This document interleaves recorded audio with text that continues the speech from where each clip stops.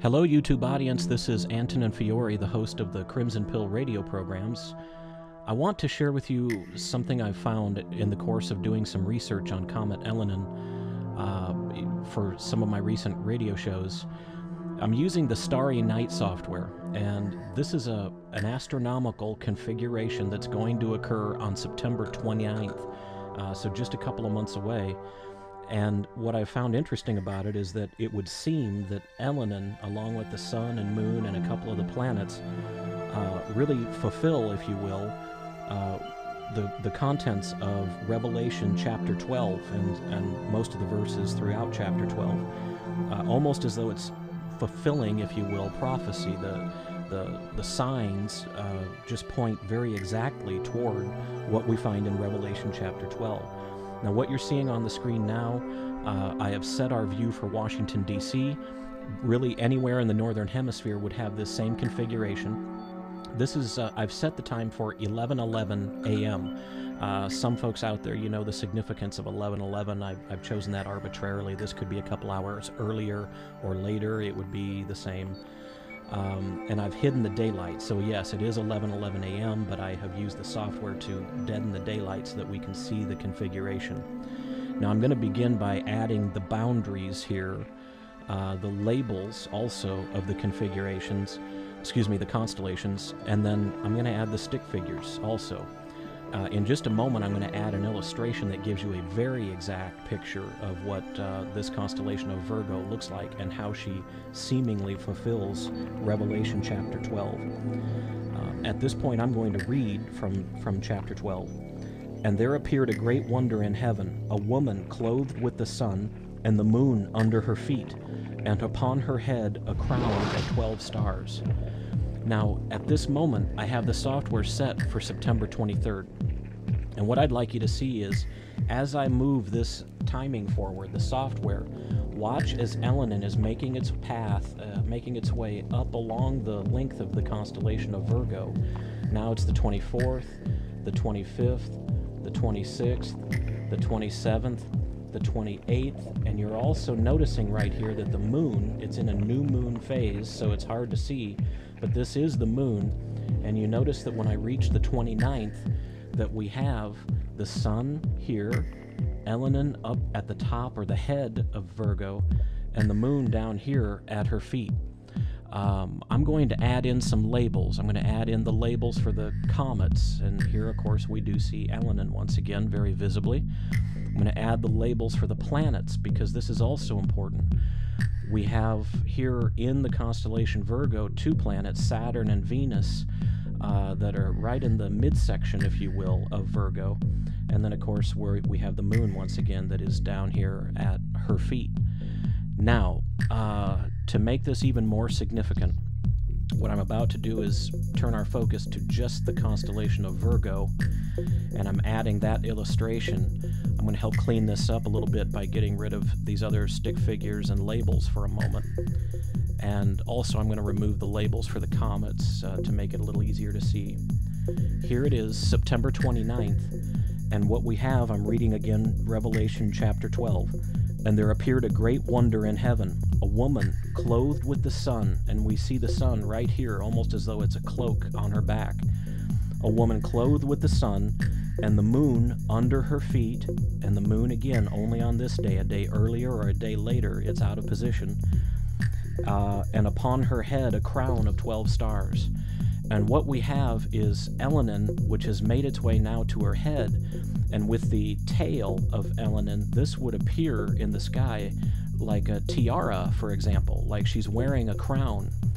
And even if some folks are wondering, yeah, but the Revelation 12 says a crown of 12 stars, well, if I zoom in to this neighborhood, we do in fact begin to see some of the stars that are in place here.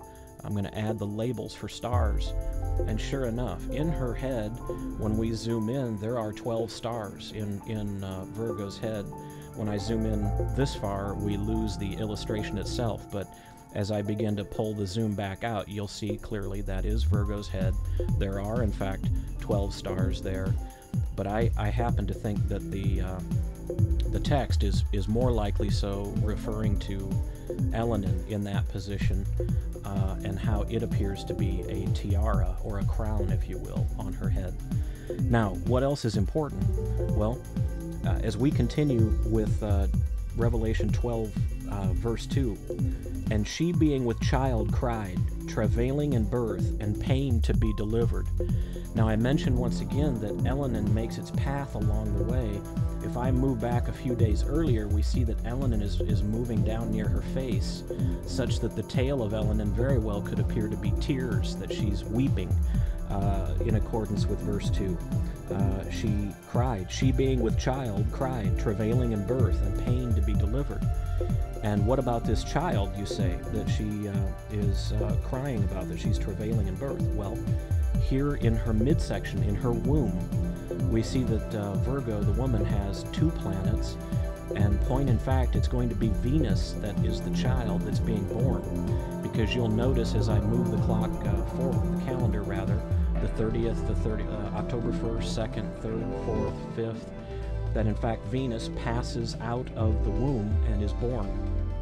And the other thing that's very significant about this configuration, back to September 29th once again, is that we have right next to Venus, the child being born, we have Saturn. Now, why is Saturn important? Well, I'll continue reading from Revelation 12, now in verse 3. "And there appeared another wonder in heaven, and behold, a great red dragon, having 7 heads and 10 horns, and 7 crowns upon his heads." Well, Saturn, for those who have some knowledge of occultism, esotericism, Saturn has always been regarded as a dragon.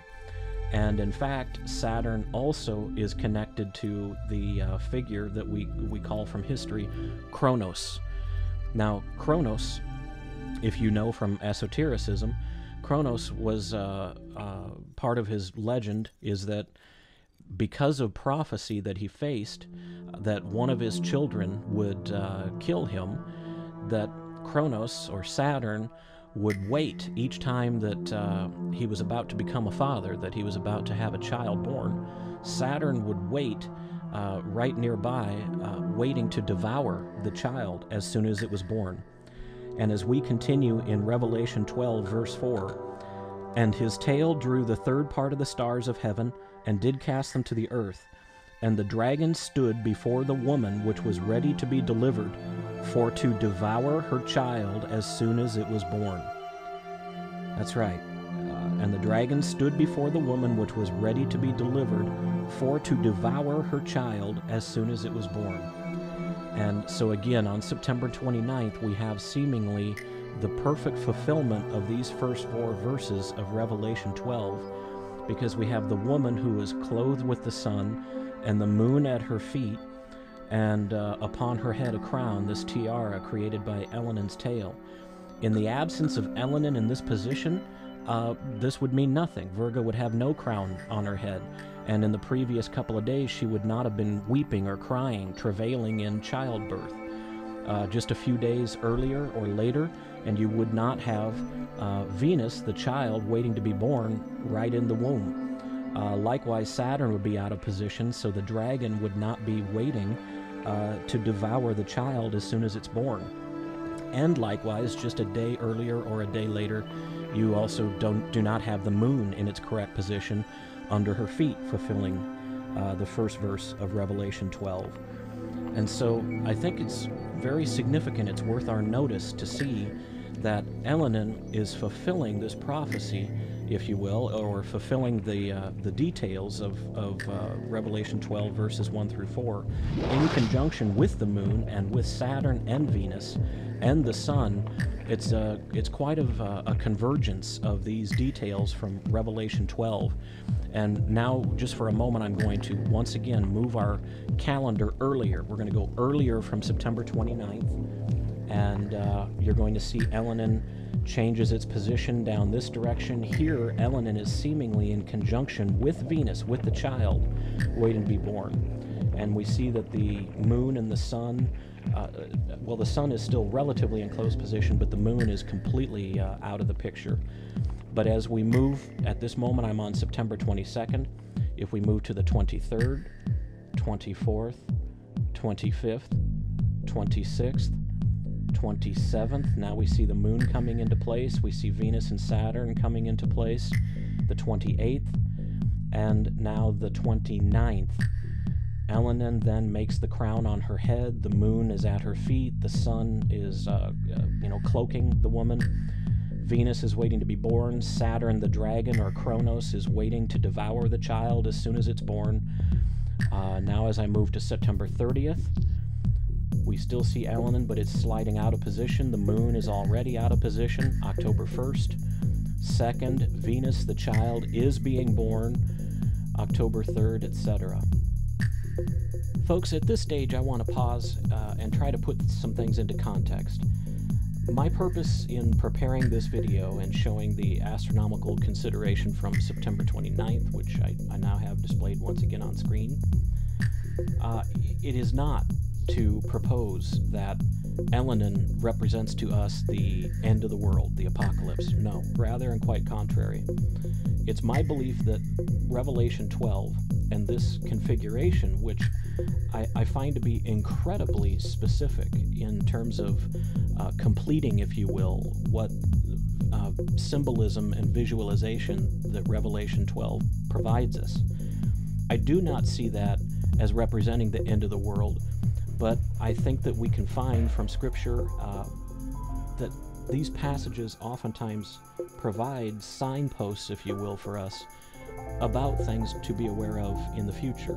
In other words, I think that rather than being the end of the world or of some event, this maybe is a harbinger that points toward the beginning or the coming of something.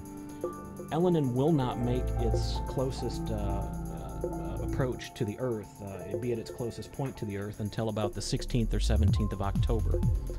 And here at September 29th, Elenin is still on its way to its closest approach with Comet 45P Honda. I don't think that those objects will have an interaction with one another, but yet we also don't know what Elenin will do after it has made its closest pass to the Sun, which is about the 10th of September. If it will remain intact, will it be broken up into fragments? Could some of those fragments have an alteration to their trajectory that's significant enough to mean that there may be some debris that we will face, perhaps? It's also worth mentioning that as Elenin has made its closest pass to the Earth on the 16th or 17th of October, that within about 2 weeks roughly following that, I think at its peak was around November the 2nd, Earth, on the course of our orbit around the Sun, will wind up passing through, if you want to call it the tail of the comet. If it has remained intact, it would be maybe just the tail. Could there be a debris field of sorts, if you will, if Elenin has been disrupted or broken up after it's made its pass near the Sun? These are things we're not sure of, but I still do believe that none of these will represent catastrophic experiences of any sort here on Earth. Instead, I think that Comet Elenin represents for us a harbinger or a sign that we should be paying more attention to what's happening in the sky, and that what Revelation 12 points us toward is to become more aware, more informed, more educated for events that are to happen down the road.